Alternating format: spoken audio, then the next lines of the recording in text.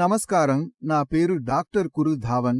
ఈ వీడియోలో నేను మీ ఊపిరితిత్తులలో నీరు నింపకుండా ఎలా తగ్గించవచ్చో చెప్పాను.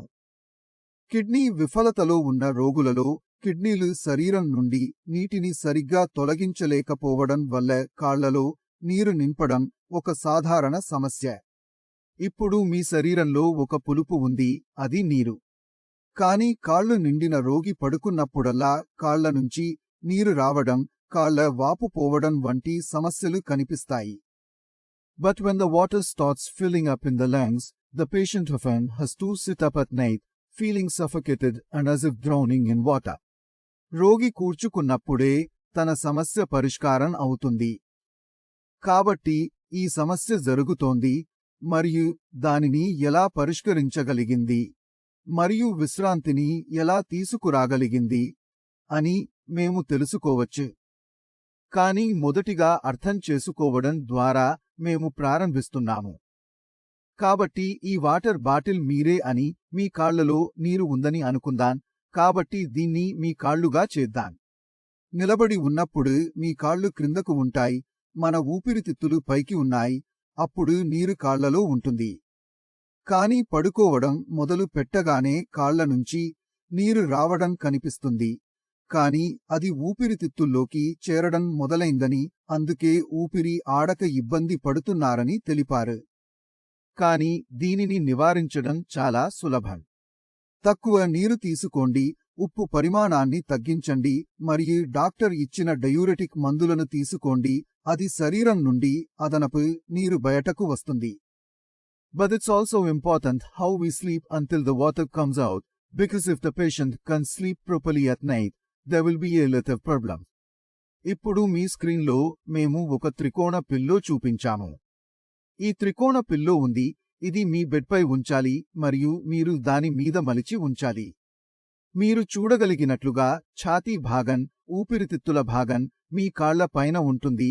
Now changes made. దీనివల్ల కాళ్లలోని నీరు ఊపిరితిత్తుల్లోకి చేరక మంచి నిద్రకు కారణమవుతుంది. కానీ ఇది కొన్ని కాలం కోసం మాత్రమే, శాశ్వతం కాదు. For a permanent solution you need to consult your doctor. మీరు దానిలో మొత్తం ప్రోటీన్ పొందాలి, మొత్తం ప్రోటీన్ ఎంత ఉందన్న కనుగొనాలి. If your body has less protein, specifically less albumin, then water fills up in your body. This happens due to the lack of protein. కారణం ఎప్పటికే ప్రతి కిడ్నీ పేషెంట్ శరీరంలో నీరు నిండలేదు.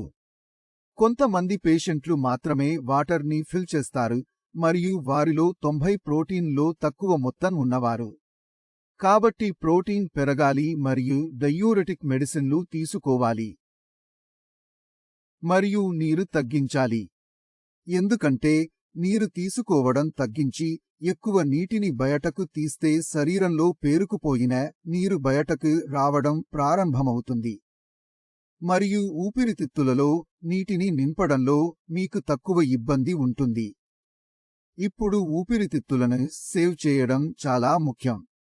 కారణం అందువల్ల ఊపిరితిత్తులు విఫలమైన ఆరోగ్యవంతంగా ఉండటం కష్టమవుతుంది. మూత్రపిండాలు ఫెయిల్ అవడం, ఊపిరితిత్తులు ఫెయిల్ కావడం, రెండింటిలో ఒకదాన్ని డాక్టర్ కాపాడాలి అనుకుందాం. డాక్టర్ మూత్రపిండాలు లేదా ఊపిరితిత్తులలో ఒకరు కాపాడాలి అని నిర్ణయించారు. డాక్టర్ ఊపిరితిత్తులను కాపాడుతారు.